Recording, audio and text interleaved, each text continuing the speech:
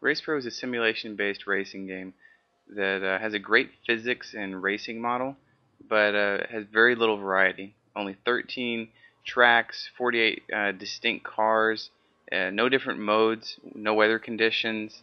It really gets very repetitious quickly within 2 to 3 hours of playing the game. The few tracks that there are nice. They undulate up and down. They have really sharp turns. And they can be fun to learn within the first 2 to 3 hours, but racing them over and over and over and over and over again within the game gets old quickly. A lot of the game is learning to when to brake and when to turn. If you don't do it right, like here, you'll easily run into a barrier and lose lots of time and get past it easily, as this car just did to me. You can race from the driver's perspective, which can be fun, but also you have to get used to it. It's easy to not be used to that perspective and not brake fast enough or turn improperly and end up on the sand as I did here. And in addition to just the turns, you have to also learn, as in Forza or Gran Turismo, to accelerate. You can't put pedal to the metal and expect to just turn easily like you would in a burnout game. And with the turns, you can accelerate too much and not turn enough and easily lose time by running into the barrier there. You easily get passed up, or you can get a little too overzealous, see people passing you up, want to accelerate hard, and then not turn enough and do it all wrong and hit the other side of the barrier. So it takes quite a bit of time, but once you get used to it, it can be rewarding. But again, you may even get the turning right as I did there, but you accelerate or brake too wrong, and your car spins out. You can use driving aids to help out, but it still takes quite a bit of time to get used to. If you hit a barrier even lightly like that, you can easily spin out. It's very sensitive.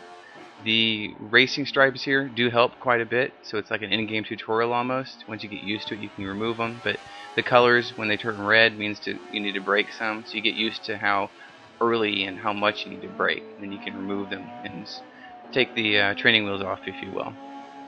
And then once you do that, it can be quite a bit of fun to race. But again, you're only doing these 13 tracks, so once you've learned it, that's pretty much it to the game. 2 to 3 hours in, you notice the same tracks over and over again. The cars may change some, but not much else. It can be fun to actually execute this really hard. You see the arrow there with the red 1 means that you really need to brake hard. You execute a 90-degree turn properly. It can be quite rewarding. It feels really good to actually, something that's very difficult, to actually do it right. I may lightly hit the barrier here, but this really hard turn that I normally couldn't do, I learned how to do it. It's a really tight turn, a really tight track, but I learned how to do it. It's fun. The cars may change a little bit, as here it's a little bit later into the game and you have a different car to learn the chicane, but through these turns, but it's the same tracks over and over again. It gets quite old. Some of the turns are really harsh, like this one here. You basically have to almost come to a standstill to go between the turns without spinning out or hitting another car, which is fun the first 2 or 3 times you played that track, but not having it the 5th time you played it with 7 or 8 laps within that race.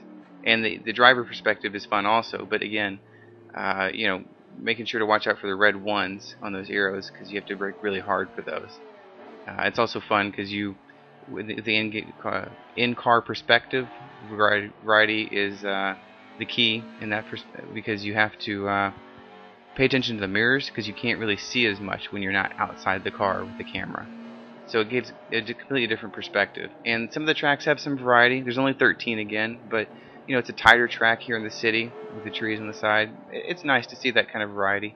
But again, you'll see this track a lot, and you might have a slightly different car, but there aren't any different modes. You're just racing Grand Prix style to get points to earn better contracts and better cars, but that's about it. There's only 40 cars, so how much variety can there be? And it's fun to try and pass these guys up and navigate beyond them. But once you pass them up, depending on your skill level, you're probably not going to get caught up by the computer. So you'll win by 5 or 6 seconds each time.